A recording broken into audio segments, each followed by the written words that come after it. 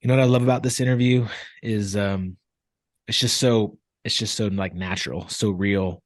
And you can just tell that this conversation there's a lot of depth to it just because of our friendship and how close we are to Trey.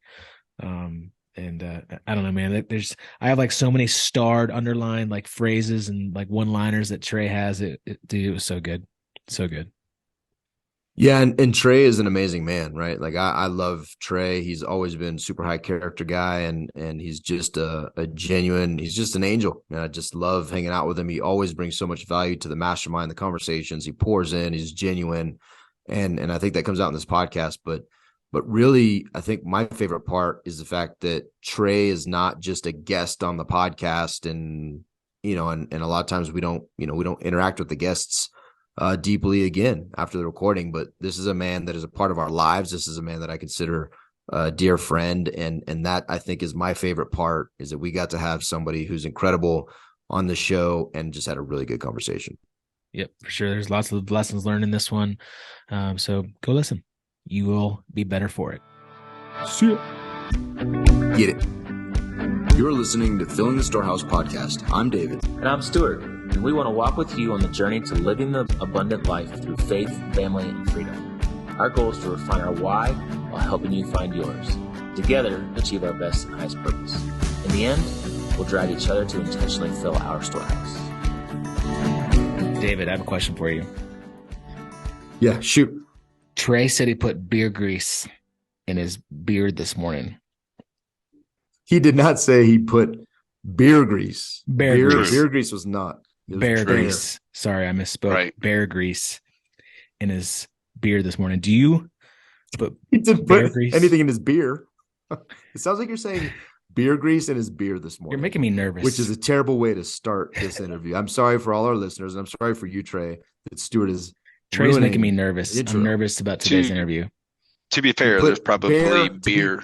Bear grease in Bear his grease. beard. In his and beard. He said that he killed this bear. He literally killed a bear with his bare hands. This is why you want to listen.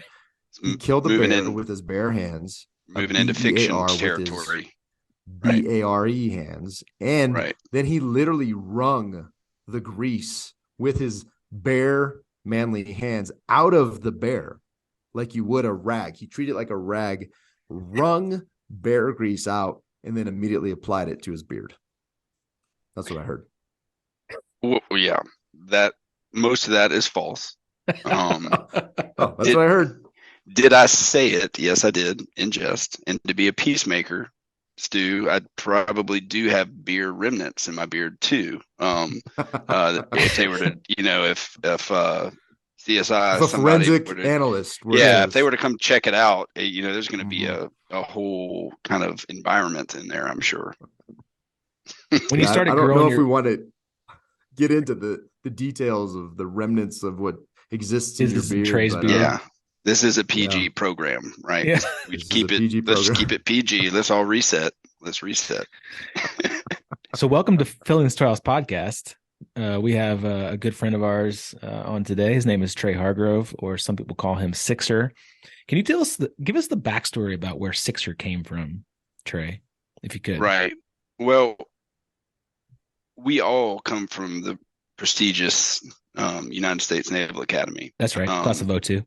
Right.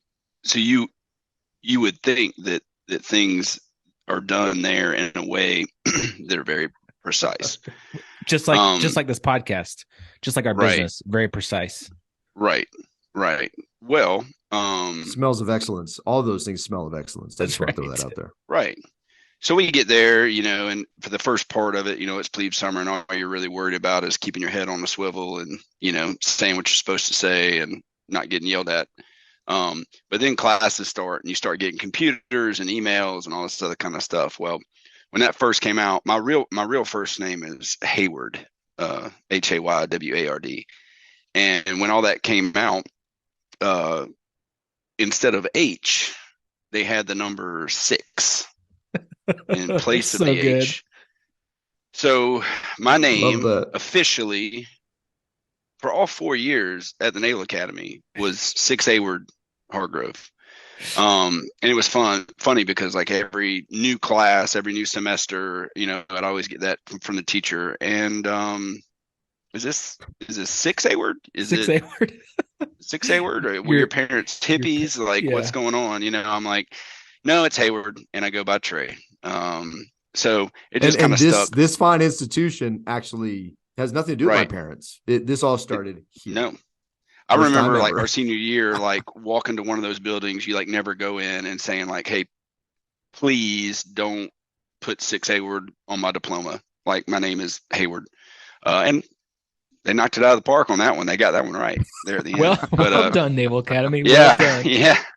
So anyway, that's, all my buddies, all my baseball buddies, it kind of started there, 6A word, and still to this day, I mean, I have buddies now in Louisiana that one of my Navy buddies has met them, and that person has called me Sixer. So now people down here who have zero affiliation with the Navy call me Sixer. That's awesome, dude. Yeah. That is so awesome, dude. I love that. Awesome. It's funny. I did not know that story. I had no context, but I do remember calling you 6A word. I never went to the 6 because I was more formal. So I liked the 6A word, the full name because I respect formality. You. Yeah. Because I respect you. You know what I mean? And so that's so funny. I did not know that was the context to that. Yeah. I wish it was, a little cooler, and I kind of tell people, funny, hey, Sixers always got your back, like, but I had a little help from the Naval Academy. Maybe they knew that was coming. Maybe they knew that was the situation that you would live up to the role of having somebody 6. I like that. Right. True. But wait, but I don't want to let this moment pass though.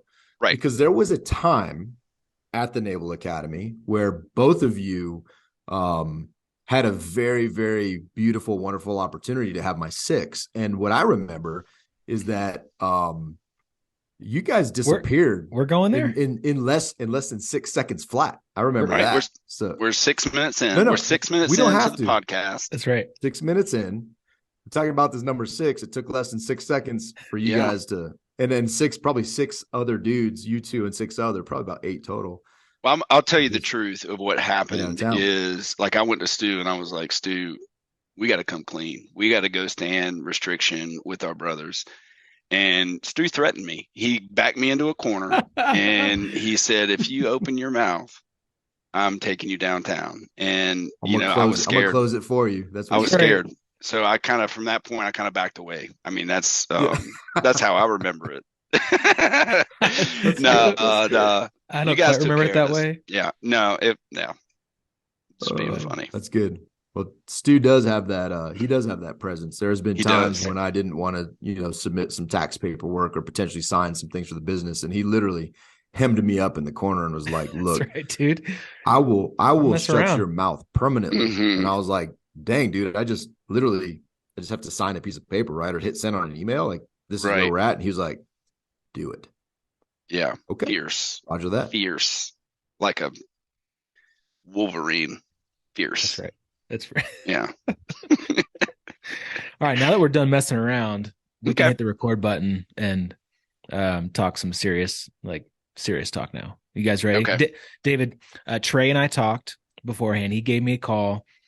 We have a plan in place for what this podcast is all going to be about. You just sit back and relax. You're along for the ride. Just go with the flow. Don't worry about it. We got it handled. Is that cool? Yeah, here's the thing. I actually feel relieved that I didn't actually have to write every single question that you're going to say out this time. So you actually prepared beforehand. So I actually I prepared zero. Feel very grateful. I'm full of gratitude to you, Trey, that I did not have to. It's like a puppet. This podcast is like a puppet, and I gotta stick my hand and move his mouth if anything good's gonna come out. So I'm glad that you guys prepared. Thank you. I understand, and we all know each other well enough to where we're not going to run out of things to talk about. So I'm not worried about that. I'm worried when the hour comes up that we may not have started talking about anything we have that we really nothing of substance. Right. Yeah, your listeners are going to be like, thanks for that. I wish I had that hour back. Well, Trey, dude, for our listeners, let's get into it a little bit, man. Tell us a little bit about just besides, your name 6A word. Right. Give us a little bit of background about who you are and what you're doing now. Yeah. Well, I come from North Carolina originally. My family lives there. My dad, my mom, and my older sister still live there. So I have two sisters, one in North Carolina, one in Baton Rouge.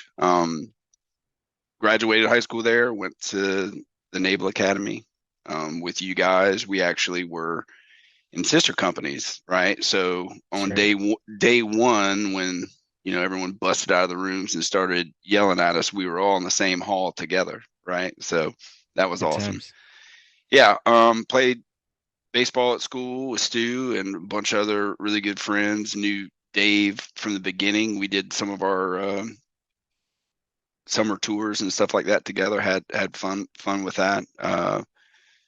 Quickly, flight school out of that. Selected helos out of flight school. Did 12 years active duty. Stayed in the reserves after that.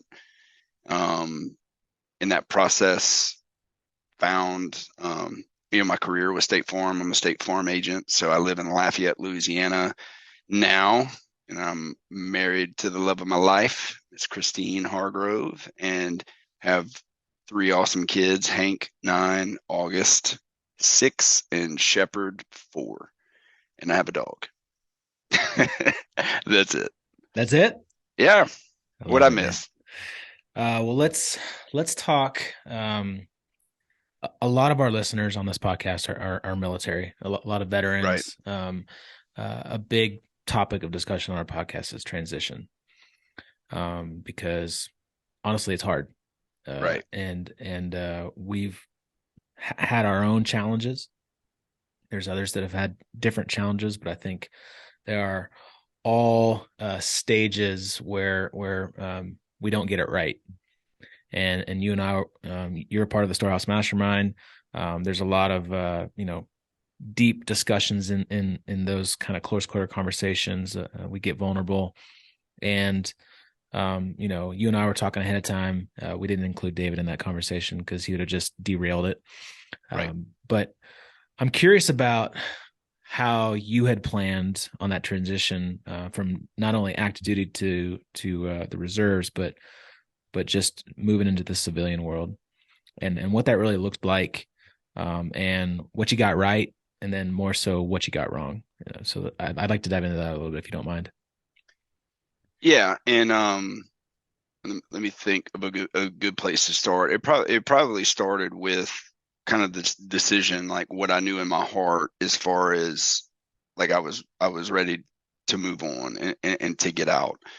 And my wife and I, made that decision together, and the decision was, to move back, closer to home.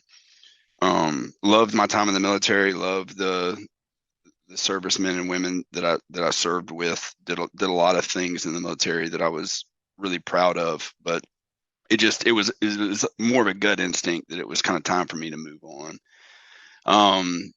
The first mistake that I made was like just trying to, all right, here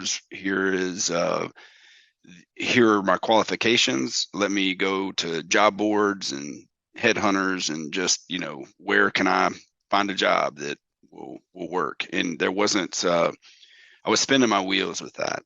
Right. And, it wasn't until I kind of decided what I was looking to get out of a job to where I really had any progress. I wanted to own my own business. I wanted to be, a business owner. I wanted to lead, a team, the way that I wanted to. It was also really important to me to find a job to where I could help people either directly or indirectly. Right. And so that's kind of where it started, and I found the State Farm opportunity, which was a really good opportunity for me. And once I found it, it felt right, and I kind of locked in on it. Right. So I think a lot of us make this mistake too. Is like, as soon as we lock in on something, it's like, I go into the sprinter's blocks and it's like, let's go. Right. So It's on. it's on. Let's go. Yep. So Even on my last deployment, I was doing some preparation, studying for some exams, like during downtime.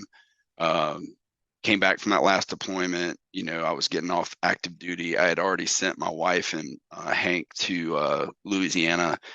And I literally, when I got back from that last deployment, I drove from San Diego to Lafayette, Louisiana. And the next Monday, I think, took my first exam, my property and casualty exam. And then like a couple of days after that, like started work. Right. I think I was so afraid of falling behind. Right. Like I cannot mess up this transition. Right. I can will myself to success as fast as possible. And I'm the only person that can do that. Right. Kind of a deal. And I probably should have took, some time.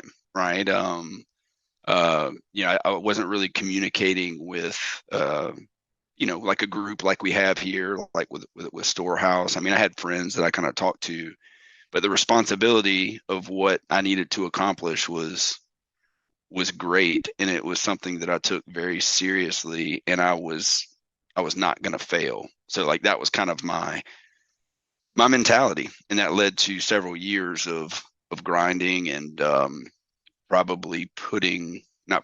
definitely putting some of the things that I say are my priorities, my faith, my family, my friends, things like that. They were not. My responsibility and my work was my priority, because that's what my actions said was my priority, right? And that was what I did. If I could do it over, I would do it differently. I think I needed some time to process, transitioning out of the military a little bit more. Using some of those resources would have been very beneficial for me. I think everybody, no matter how long you've been in the military, when you get out, you need help unpacking that. You need help unpacking your bag a little bit, right? And I just kind of put my bag in a corner and picked up another bag, right? So that's probably a pretty good start to my transition. Yeah, I love how you said that. I put my bag in a corner and just picked up another bag, because that's something that we talk about quite a bit, is really taking the time to transition, right? Given the time that is that it deserves and that it's due, and what that looks like. And that leaves my question. I'm kind of curious what that process looked like, because what I hear you saying is that you actually spent some time to identify the things that you wanted to do, that you wanted to step into, the things that were important, like serving others. And I'm curious. I had a conversation with a young officer the other day that's moving out here. And I said, "Hey man, I want to be a resource for you. You don't know me. I don't know you. Someone else connected us." And I said, "But what I would highly encourage you to do, unsolicited advice, is take a little time for you and ask yourself these types of questions. What do I want to do? And ultimately, even if when you transition out here, if it's just make money, just name it, right? Just name it, because that at least gives you a better starting point than just kind of jumping into something and then not even having any direction." So all that being said, I'm curious, with the context of that conversation fresh in my mind, I'm curious what you, like, no kidding, what did you do to get to that point, to get to the point where, wow, I want to serve I want to serve others, I want to do this, because you took a lot of action. And so I don't want to minimize the good that you did in your transition. Yeah, you might have put that bag aside, but you did a lot of things. You were studying for something very specific. You took tests as soon as you got back for something very specific. And that is the thing that you're continuing to do today. Most of us study lots of things, do lots of tests, and end up not doing anything with any of those things. Right. And I think that's time and capacity wasted. So help me understand what someone can do practically to, no kidding, become a little more self-aware and at least move in the right direction for where they want to be in the future.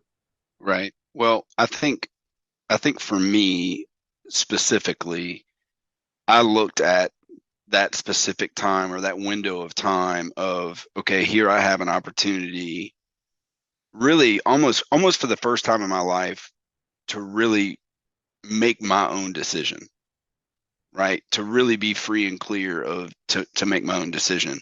Yes, I had made other decisions in the past, but you graduate high school, you go to the Naval Academy, you get orders, you get orders, you get orders, you get orders, and that was wonderful. But for the first time in my life, I really wanted to take the time to at least to try to identify that. I think the danger that a lot of people in my situation got into is headed 12 years active duty. So by getting out at that time, right, I take away a lot of security. I take away, the paycheck, the possible pension, all that other kind of stuff. And I think what a lot of people do, and I was even tempted to kind of do this, was you leave one type of security and you seek out another type of security, right? And do you have the courage in that time in between that to bet on yourself and to say, like, no, I'm going to go kind of create something, right? So I knew I wanted that. I knew I didn't want to leave,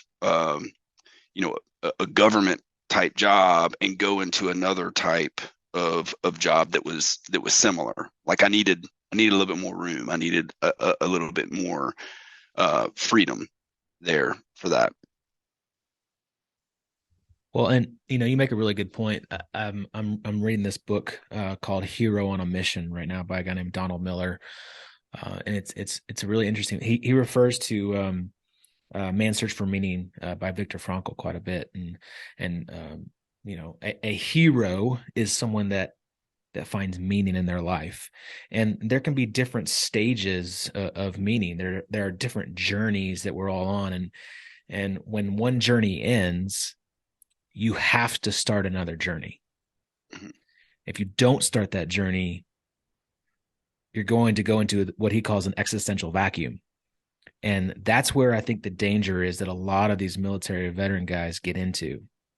We've been on this journey in the military, and like you said, most of the decisions are made for you, right? You show up to college, you get orders, they tell you where to go, you show up to a command, you have your friends kind of handed to you, like, right, here's your squad mates, here's your squadron, right, here's your social events, here's your calendar, here's your meetings, here's your deployments, live in this location, right? All this stuff is handed to you, but you do have a mission, right? You have a mission to serve our country. Mm-hmm. And you're doing it together with other people, and there's going to be challenges. And those are all factors in having a mission and being on a journey and having meaning. When that ends, if you haven't thought about what you're doing next, that's a problem. Right. And I think a lot of people get into that. If you don't have what you've kind of thought through and stated, and like, I want to serve people, I want to be on a team, I want to be my own businessman, like I want to own my own company, like all these things, like you did that, and now you're on a new journey. So you went from old journey of military mission to new journey of being, owning your own business, and you're finding meaning in that. You're serving and you're leading and you're helping people. And that's awesome. But again, I don't think a lot of people do that. I don't think people take the time to sit down and really realize that you have to start a new mission. Yeah, and I think practical advice too, and kind of tying back into David's last question too, is it's okay to start the conversation early, right? Totally. It's okay, it's okay. Like that whole process with my wife and I lasted over a year, right? Yeah. And it started with a hypothetical, because I think a lot of things are left unsaid. It's like, hey, if I bring it up, like, is my wife going to start to worry? Okay, what are we going to do for money? Like, where are we going to go? Where are we going to move? Like, it doesn't have to be negative. It could start with, well, and then you finally get to the point where it's like, well, what do you really want? And what do we really want? And I don't think you can go wrong whatever decision you make. And my wife really helped me with this. Like, we communicated really good with it, but I don't think you can go wrong with whatever decision that you make if you're making that decision, for someone that you love or, your family. right? You know,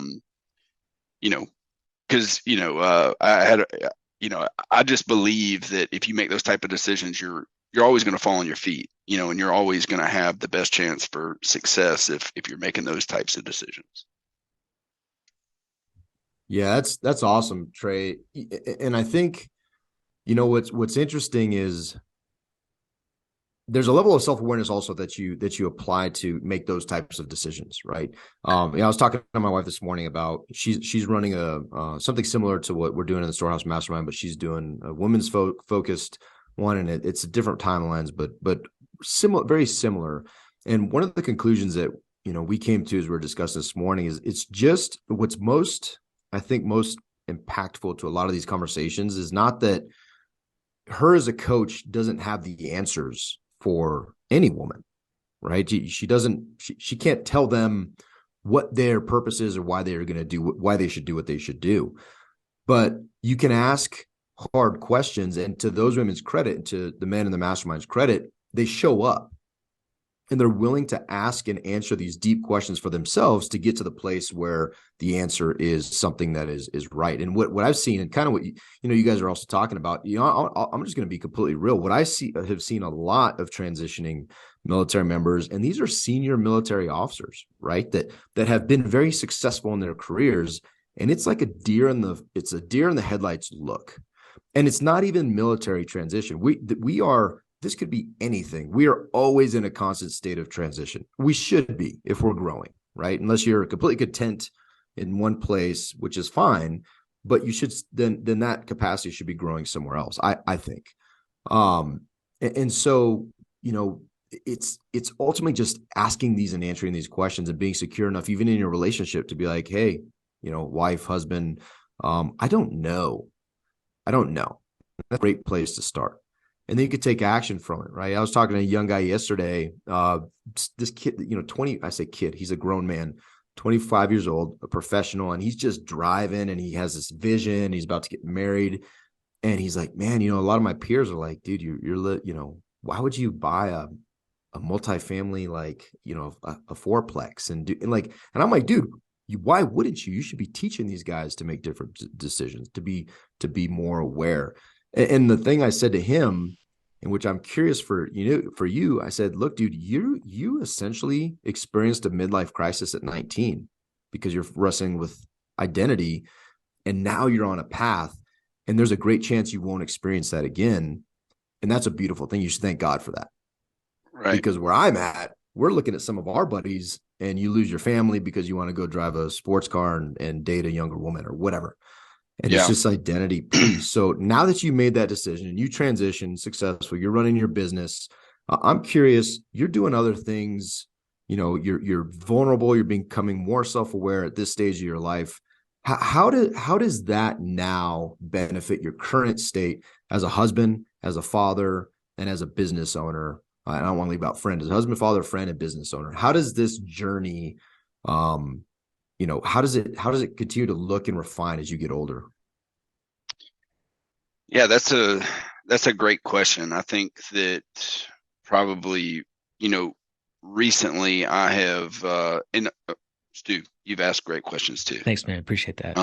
Actually, I think the score is 2-1 Stu to Dave, just to be clear. Thanks for that. I'm glad you're keeping score. Sure. Yeah. But if you're keeping score and his questions were that good, do you remember what they were? Or yeah, out numbers? I do. I wrote them down, but for sake of time, I'll continue answering this one. Yeah, no, that's great.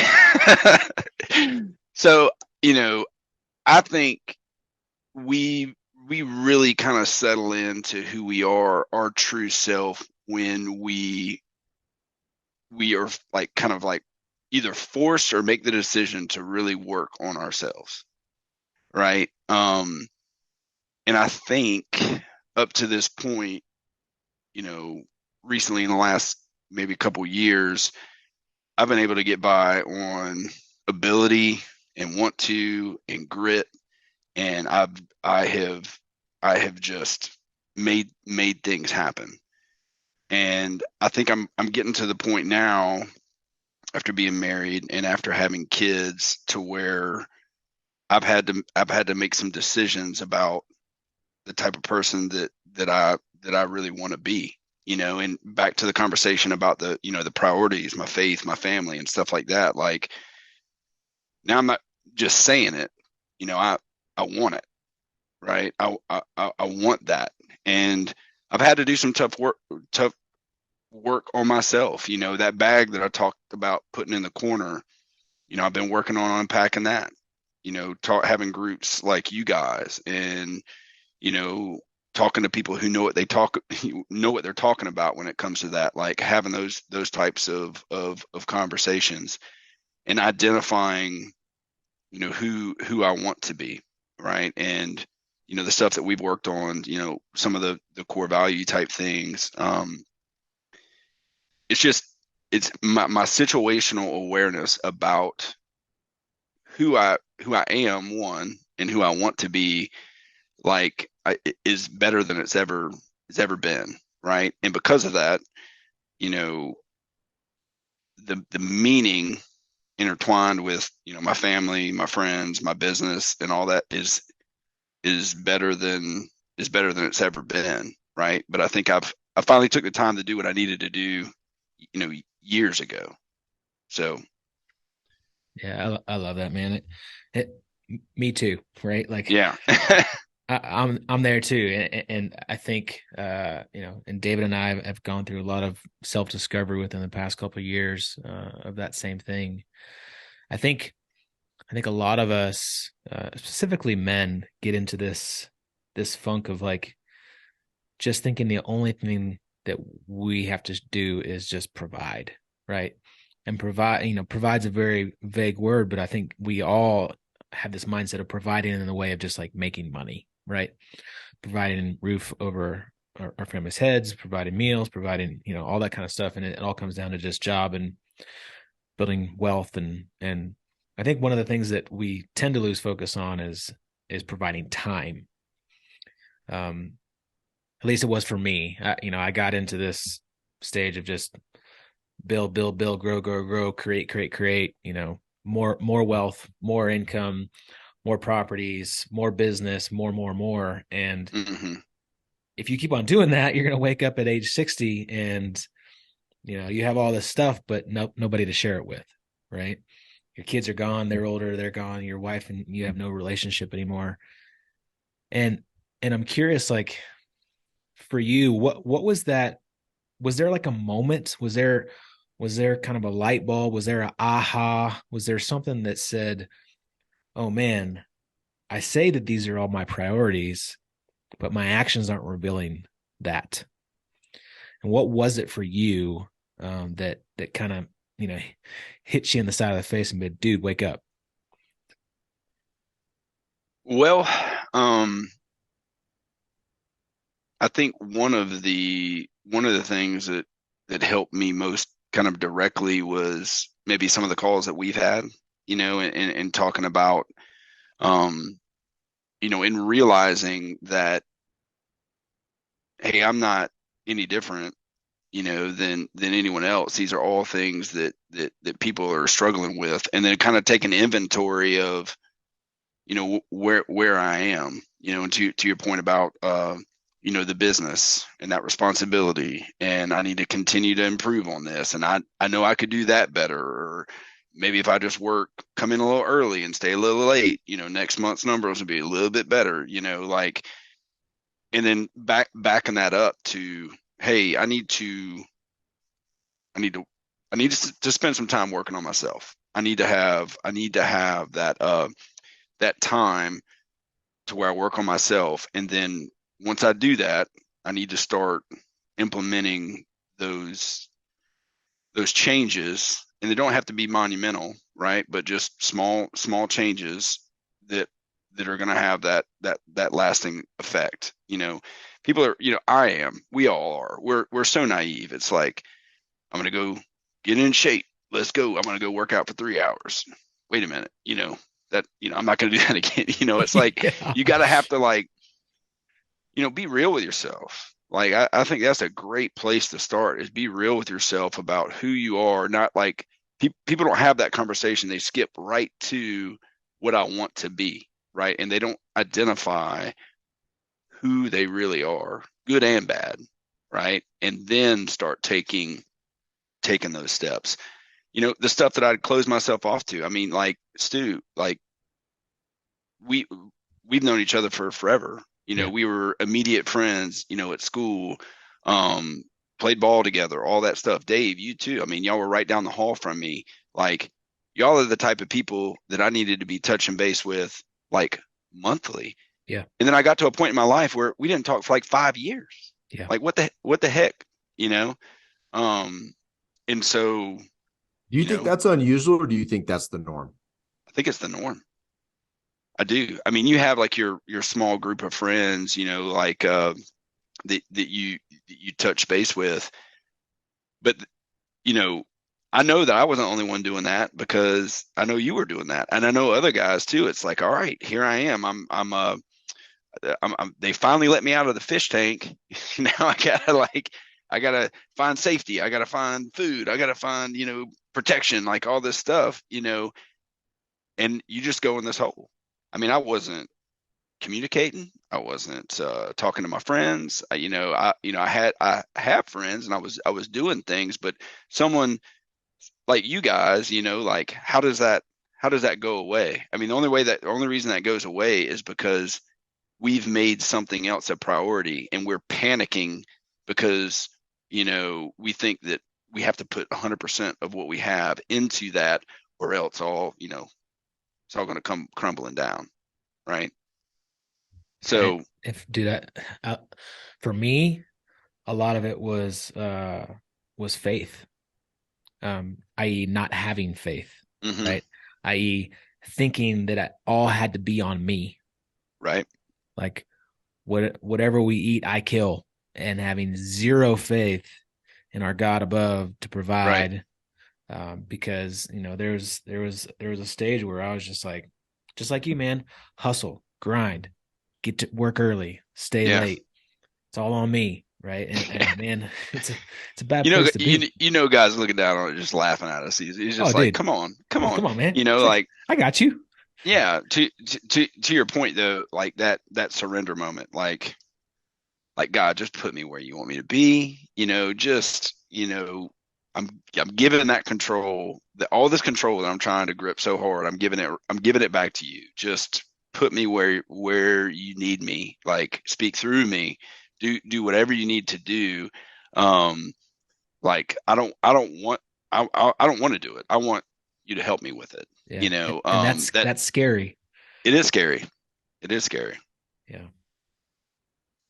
Yeah, but I think what's interesting is that it gets less and less scary when we talk about from the context of faith, right? We all here, we love Jesus, and we have our faith is firmly rooted in our Christian beliefs. But even those that are non-believers, and some of those are in the group as well, I think there's an element when you finally surrender from the perspective of I'm not in this alone.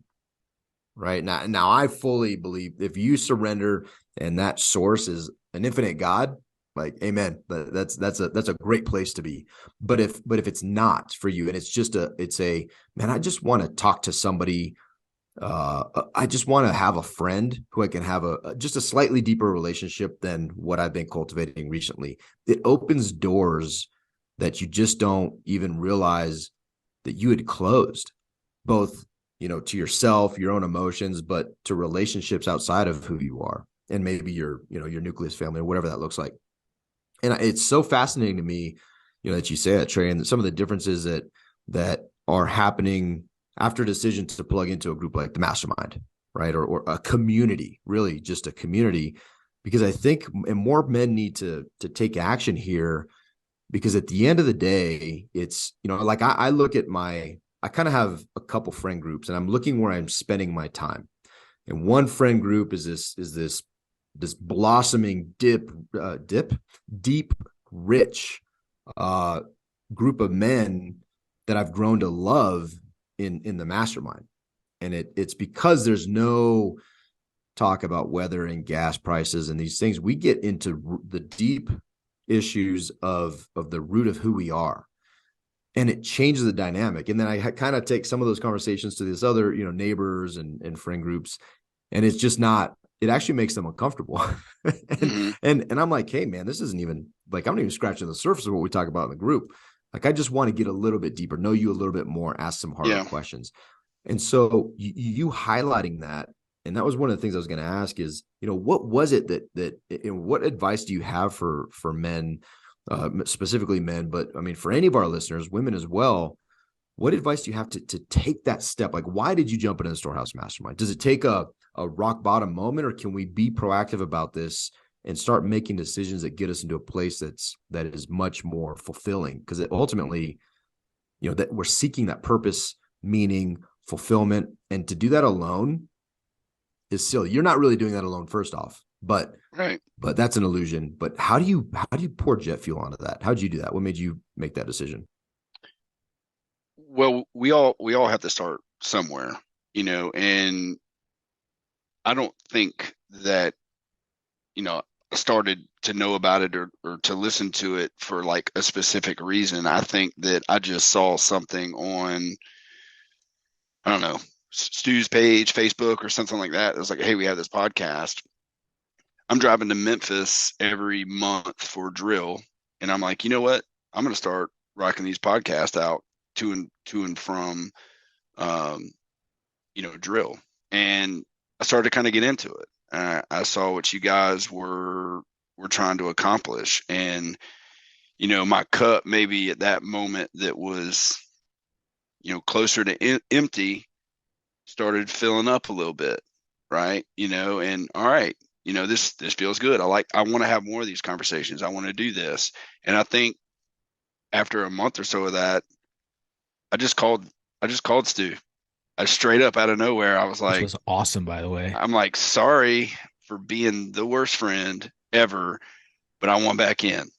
Like, let me get back in there, big fella. I want back in, and I think that first call wasn't even like, hey, I want to join anything or do anything. It was just, I just want you back in my life. Right. Kind of a deal. And, that things like that, like just not that it's not a forgiveness scenario or anything like this. It was like, man, I'm just sorry that I let you out of my life. Like, I want you back in my life. Like, I know that you're a person that I love, and I know that you love me, and we need each other, right? Like, let's do this. Let's get back together. And then that led to Storehouse, right? Getting in that, and then that is just, a consistent thing that fills my cup, right? And I'm going to use that a lot because that's an analogy that helps me. Like, where's my cup? Am I feeling it? Am I doing something to fill my cup, or is my cup been tipped over? But it's something that consistently fills my cup. And back to the point about surrendering and the point that you made about like, hey, we're having these conversations in Storehouse and they're a certain way. And then I might try to have these conversations, on the periphery or whatever with friends or whatever. I think that these conversations that we have at the Storehouse, every time before we log in, whether we physically do it or think about it or not, we're all surrendering a little bit, right? We're surrendering before we start that call. Like, all right, here's a safe space. Like, I'm going to be vulnerable. Dude, I want to talk to these guys, like that. So that is a, it doesn't have to be to like fall on your knees and, surrender to God for our ladies and gentlemen that, aren't quite there yet. It can be a smaller surrender, but that can have ripple effects too. Dude, I literally just got like tingles. This is freaking awesome, man. And I tell you what, man, that phone call that one day was something that was much needed for me too, man. Like, I saw, your name come up on caller ID, and I was like, yes. And I just answered it. And it was just like, dude, I need you just as much as you need me in my life. And just that simple step, man, just that simple step of just picking up the phone and calling somebody and reaching out and be like, hey, I'm sorry for being a crappy friend. Right. Cause I was there too, man. I was in the hole, bag put in the corner. focusing on providing, focusing on more and more and more. And yeah, like there's so many dudes that we were close with that I just failed like big time. Even with David, man, like even in Dave, like roommates for all 4 years, best men in our wedding. You know, David held my daughter shortly after being born. There were periods where we would go a long time without talking to each other. And um, I think that friendship, that closeness with other men is so, so important. And being in a place where you can get vulnerable and natural, right? Like natural. I believe we were created to be together. Yeah. Right. And it's not a David or a Stu or a Trey opinion. Like, you know, you go back in time. I mean, go hunt by yourself. Leave your tribe and go hunt by yourself and see how long you last. See how successful you are. Mm-hmm. I mean, you're dead, right? You're dead. You hunt by yourself, or you try to, you know, do this thing by yourself. And we're very unique in this modern. I feel like we're actually, there's a lot of ways we're evolving, but there's a lot of ways where we're devolving. We're moving backwards from the things that truly bring us health and comfort and happiness and joy. And comfort's a wrong, scratch that one. If we edited these, I'd edit out comfort, because comfort's not the goal. It's doing these challenging things together, playing, competing, you know, the things we do at the retreats. You know, I'm telling you, man, like these retreats are so powerful because we're getting back to a base of how I truly believe we were created. And it's just a natural feeling. And it's not that hard. How hard was it, Trey, for you to pick up your phone and find Stu's name, you know, look for the S's, or on my phone, it's a speed dial number, and you just push it and see what happens. Like, it's not hard. And you know, it's going to be a good conversation. Yeah. You know that if you call Stu after 5 years, you're going to have an amazing conversation. And chances are he's going to be freaking stoked. Like he said, to see, oh, Trey's calling me. That's awesome. There's certain guys I talk to all the time. When they call, I still get a hit. I'm like, man, you know, so-and-so's calling me. This is awesome. Heck yeah, I'm going to answer this phone. And so I didn't mean to jump in there, but I just want to highlight it. It's not an unusual thing. It's getting back to where I believe we were created to be. Yeah. All great points, Goody. One thing that you can give him a point, Trey. That wasn't really a question, but it was really good comment. So we can give it tied 2-2 now. Is that tie ball game? Tie ball game. All right, yeah. Cool. Yep. One thing that I also wanted to kind of hit on that you were talking about is doing this inner work, doing this work for yourself. I was talking to Crystal, my wife, about this, and she's joining this women's group with the Erica's leading, and you know, they were asking questions, and you know, she didn't really know how to. She's like, what do I do? Like, she says, like, she pours so much into her kids, and she said she pours so much into her family, but she doesn't really ever put any time for herself. Mm-hmm. And I remember, you know, someone saying in one of our podcast interviews about, you know, just the idea of in an airplane, and the oxygen mask comes down. Who do you put the oxygen mask on first, right? Put it on yourself. And then you put it on your kids. And we started having this conversation. She's like, yeah, I wouldn't do that. I'd be like, nah, yeah, you would. Yeah. But in real, like in life, when we're focused on being parents and being a business owner and all this stuff up, we focus so much on serving others. And that's in our heart. That's in our nature. We're service minded. We're service oriented. We serve others. But at some point we have to take a step back and be like, if I'm not serving myself, how can I be better and show up and fill that cup up to be the best version of myself so that I can pour into others then? Yeah. And so, you know, the question is, what are you doing practically to show up for yourself, to do that inner work, to fill your cup to be the best version so that you can then go pour into others? I think it's a little bit more lengthy on the front end. I'll just kind of tell you kind of what helped me. I think the mistake that a lot of people make is they're like, all right, I need to do some work on myself. I'm going to start journaling tomorrow, and I'm going to journal for 20 minutes, and I'm going to, I got it. For me, I'm lucky to have, some good friends. And I got a suggestion from a good friend, and I'll get to that. But I think it should start this way. If you really want to change, if you really want to dig deep in and find who you are, or what you want to be, and work on yourself, it needs to start with some type of inspiration.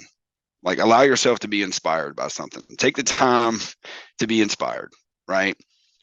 That inspiration needs to lead to some type of motivation, right? And then that motivation needs to drive the decision on habits that you want to change. And then if you're able to do that, then things become routine, right? So I think that's a good step for everybody, rather than, because for me, when I was trying to figure all this out, it was like there was just too many, things to juggle in the air. I didn't even know where to start, right? So I wanted to start with, that's how I started it, getting inspired. And that's through, guys like you, that's through a certain movie, a certain song, a certain, podcast, whatever. Find that inspiration, turn it into motivation. But motivation's fleeting, though. Like, you can't be motivated 24/7. Use that motivation. That's when you need to put pen to paper and kind of like write some things down. So my kind of inspiration was, I had a buddy, I was getting ready to go on a trip, and and I was, stressed, and it was a good time for a trip. He's like, hey man, with all that time you're going to have, on the plane and out in the woods and all that other kind of stuff, he's like, you should play your movie back. And I'm like, what? Like, play your movie back, of your life, and I did that. And that really helped me, that got rid of a lot of these like little things that I was kind of worried about, like, yeah, you know what? I come from a great family. I got a loving, mother and father. I've got two great sisters. I had some great opportunities. I went to a great school, met great friends, got to play sports, got to fly, got to serve my country, got to marry my wife, got these 3 kids. Like, my movie's pretty awesome, right? So that was my inspiration, and that kind of got me motivated. And then I was like, all right, I'm going to turn that into some actual changes and some habits and some things and decisions that I make, my calendar at work, my that self-reflection, like really taking time to, like, some of the stuff that we've talked about on like core values, like, who am I, like, how am I making my decisions every day?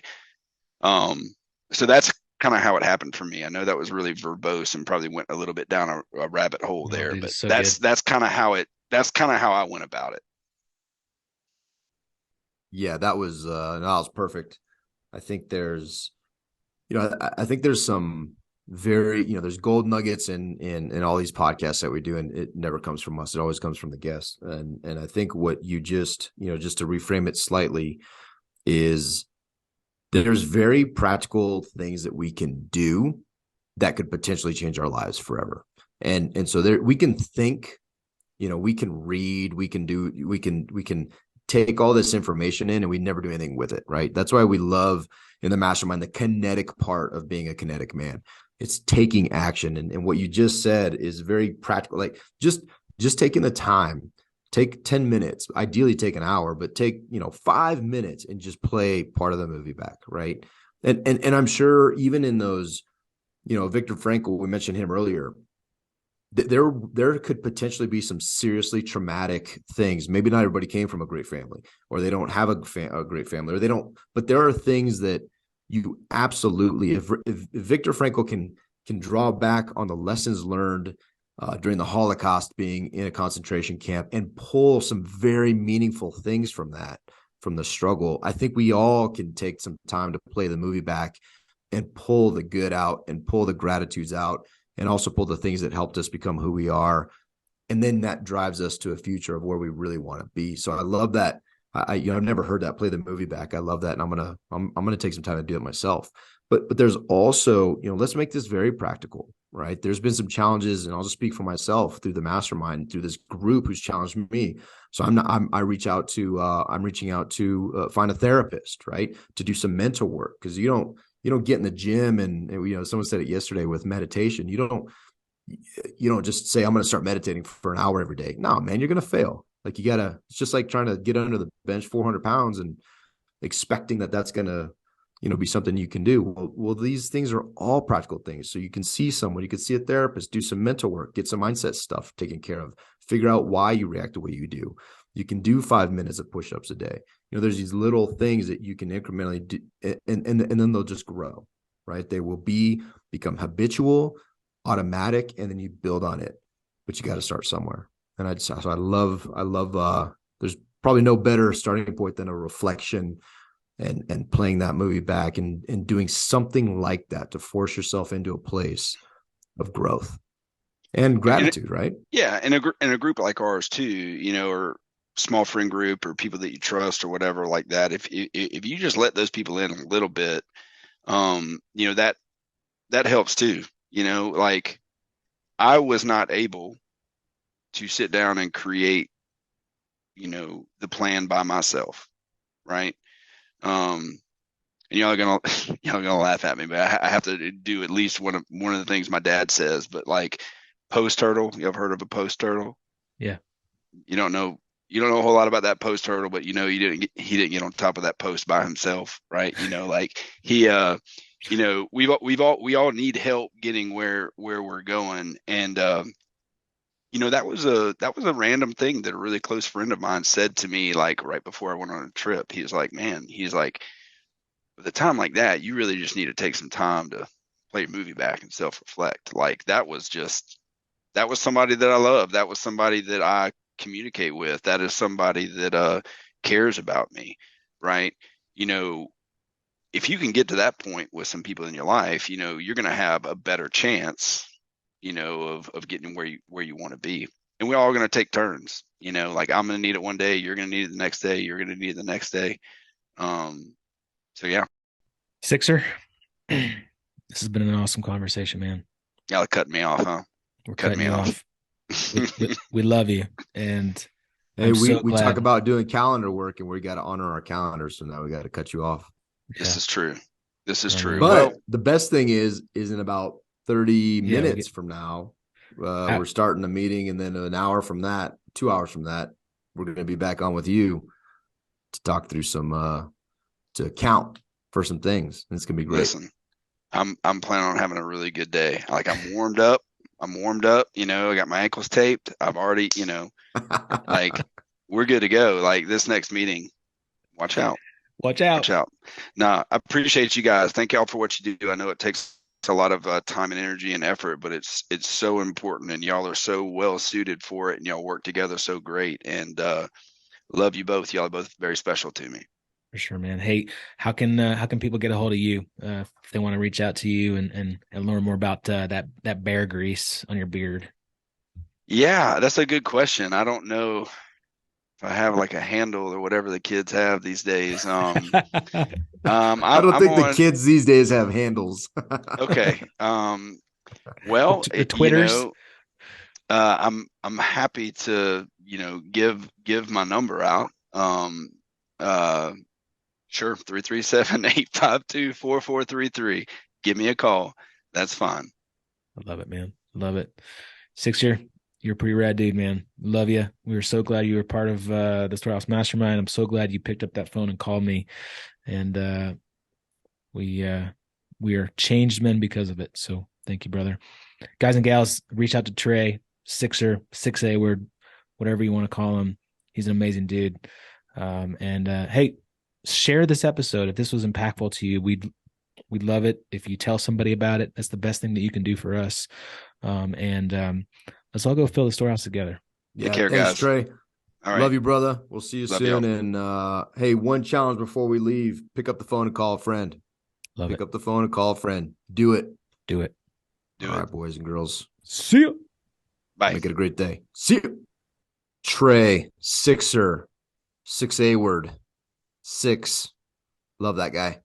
I think one of my favorite parts of this conversation was not only that Trey was the dude that we're interviewing, but the practical advice that he gives, these steps that we can take, these things that we can do, both mental exercises, but also practical actions to move forward and get closer to being, what we talk about, being the hero of your journey, right? To being the best husband, father, friend possible. And also how that as you do this self-growth and development, it inevitably also impacts your businesses.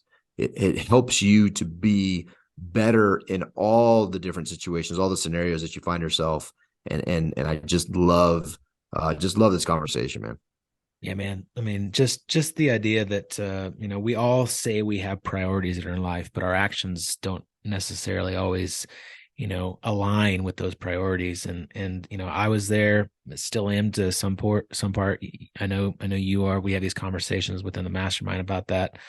But Trey took action. Trey made some changes in his life. He took, some time to play his movie back and really start to align his actions with his priorities. He figured out the roles in his life that he wanted to play in that movie, and then he put action to it. This is something that we do in the Storehouse Mastermind.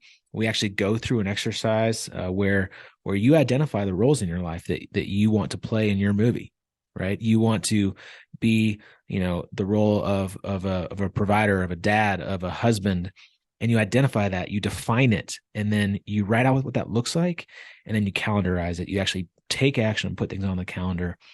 We do this as an exercise in Storehouse Mastermind, and we're offering it to our listeners for free. You can go to storehouse310.com/roles, and you can get that PDF. It's just a 2-page exercise. It leads you through doing that. Do that by yourself, really worthwhile. But if you do that with a group of men that are doing it together, even more worthwhile. We're going to be opening up Storehouse Mastermind. We're going to be doing retreats, so look out for that coming this spring and into summer. We'd love to see you be a part of that and grow together to become the best version of yourself. Be the hero of your journey. Love it.